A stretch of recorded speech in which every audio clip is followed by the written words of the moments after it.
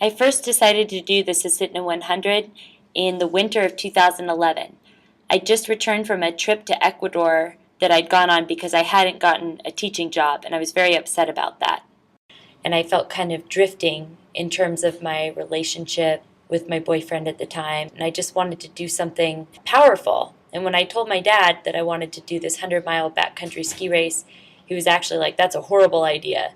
And it pretty much solidified it right there when he said that I was going to do the race. I'd grown up in Anchorage skiing on the trails and had trained year-round and skied competitively through college, but I had very little experience skiing backcountry style, and the longest race I had done up until that point was 31 miles. I was really nervous on the start line, but I got really excited actually because my dad and my sister and her boyfriend drove 75 miles just to see me off. So that show of support did a lot to help me. And they helped me set up my gear because I was just really nervous and disorganized, and I had a lot of gear with me.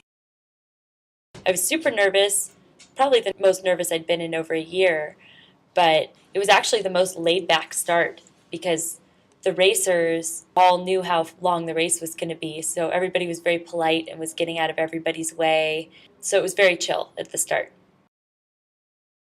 It seems like it'd be really cold doing a 100-mile race in the backcountry, and there's definitely the moments, and your primary goal is to stay warm throughout. But ironically enough, to stay warm, you actually have to wear not very much clothing, because if you wear too much clothing, you sweat, which is the ultimate way of getting cold. And I immediately had to strip down to very little clothing because it was the sunniest, most warm day we'd had all year. I felt very self-assured out there racing. It felt good to have everything I needed there with me on my back and in my sled. I had a little fanny pack of food that I could eat whenever I got hungry, and there was just landscape opening up in front of me and behind me, and I just felt like I could keep going or I could stop, but I completely was in control of my own destiny in that moment. I was the person who was going to determine the outcome for myself. A lot of people do the race with other people. They'll do it with a friend. And while I felt a little lonely at first, not having a friend, actually I think it ended up way better doing it on my own. If you can imagine trying to get along with somebody else for 24 hours, that's a really long time. I really had to focus on my body a lot when I was out there.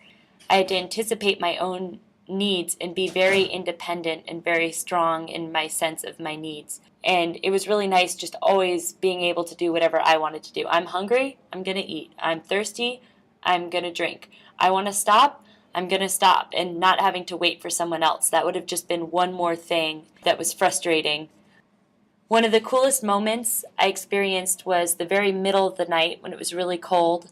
I'd made kind of a poor decision not to stop at the last checkpoint, wanting to press on because I was making good time.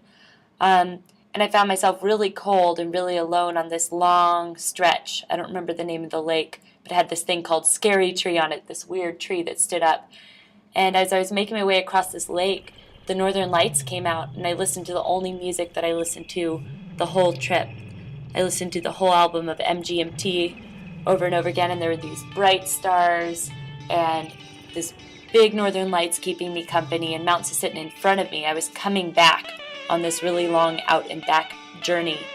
And it was the loneliest I felt on the landscape, and the coldest and most scared, but it was also the most beautiful moment I had out there alone.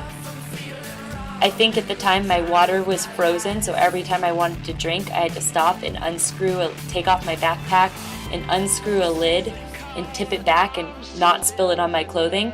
My sled broke a final time in the middle of that night. At one point, my ski bindings broke for the rest of the trip, and I tweaked my knee out. So there were a lot of setbacks that occurred in the middle of that night, but I never had a doubt that I was going to finish that race. It was just a matter of paying attention to the details and continuing my journey to the finish. I was really proud of myself for finishing this race, and I consider it one of my major accomplishments. Today, I actually have no regrets about not getting that teaching job that first year. I got to go on a lot of adventures that I otherwise wouldn't have gotten to do, including going to Ecuador, joining the circus, and finishing the Susitna 100 backcountry ski race. I was a loner, I was just waiting.